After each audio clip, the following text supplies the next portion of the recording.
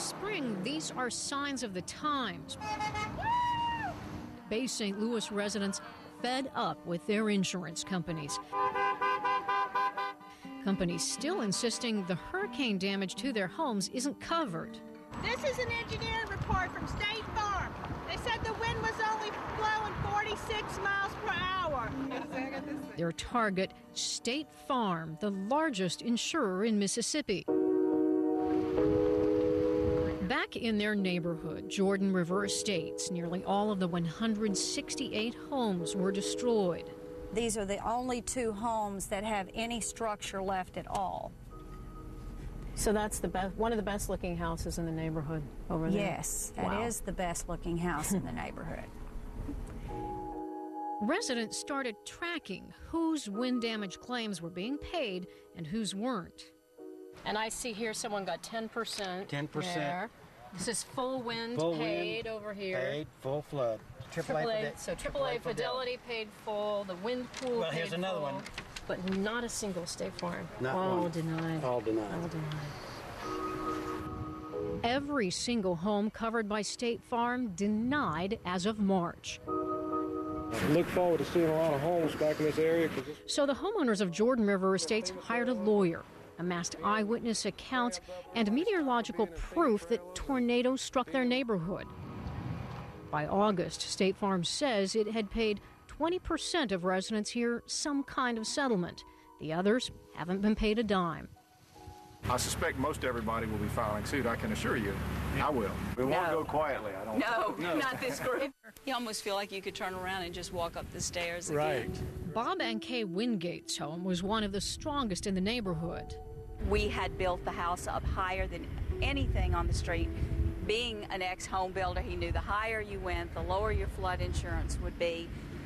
He built it super strong because it was going to be our home forever. It couldn't stand up to Katrina, but homes just across the water did. The same water came right here as it came over there, and none of those are destroyed. Proof the Wingates say that wind was to blame, and since their policy covered wind damage, they were confident. When we first met with State Farm, about 3 days or 4 days after the storm, they told us this was going to be a combination of wind and flood. Which sounds reasonable. Which sounds because reasonable. It was. Hurricanes come with wind I and flood. had heard rumors, though, that State Farm was going to make it claim that it was flood only. And it did. State Farm denied the Wingates' claim, telling them there was no wind damage and they get nothing. The Wingates have been State Farm policy holders for 40 years. When you needed them, you didn't have anything, and they just said you're denied. When I first started hearing these complaints 6 months ago, State Farm declined our request for an on-camera interview. But by the summer, with anger and lawsuits mounting, the company agreed to sit down and talk. If you've seen any of the signs that these folks have held at the protests when they're marching up and down Highway 90, I'll quote a few. State Farm is a catastrophe. Like a grim reaper, State Farm is there.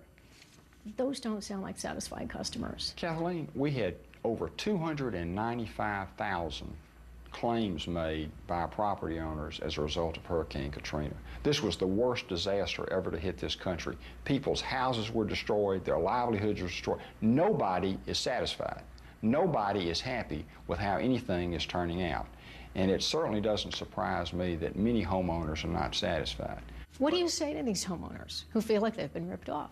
Kathleen, what we're trying to do is to go case by case to compare again the damage that I know they've suffered with our insurance policies to make sure that the damage they claim is something that we've promised to pay for. And if we find that we have promised to pay for it, we pay for it. This is unbelievable. Nikki and Patrick Cleveland are still arguing with their insurance company Nationwide over what it will pay. I really never expected that we would still be standing here fighting with the insurance company 8 months later. I would never have imagined this. Their home, untouched, is still a wreck, and they're still living in a FEMA trailer. Nikki, now 29 weeks pregnant. I'm bumping into everything.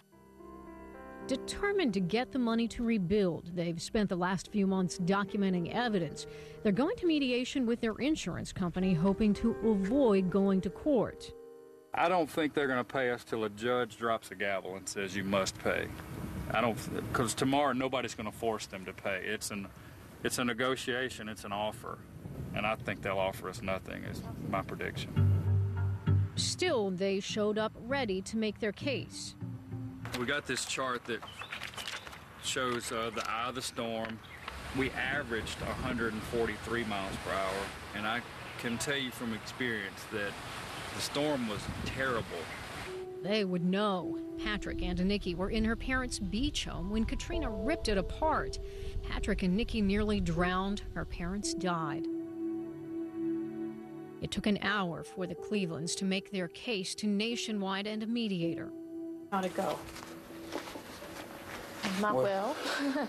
Yeah, we agreed it was confidential, but let's just say we did not reach an agreement. Was this a waste of time? Completely. Yes. Their only choice now is to sue. Move on. They're not alone. Gene Taylor is already suing. His claim was denied by State Farm. That was a part of my tin roof. Now, over here where the orange is as high as the water got. Up there. And so tin does not float. That piece of tin flew up there. That piece of tin is over the water line. And for the insurance company to come here and say that I had no wind damage is just absurd. So we'll go to court and hopefully the right thing will happen. You might think State Farm would have settled with Taylor. He doesn't just live in Bay St. Louis, he also represents the town and all of Mississippi's Gulf Coast in Congress.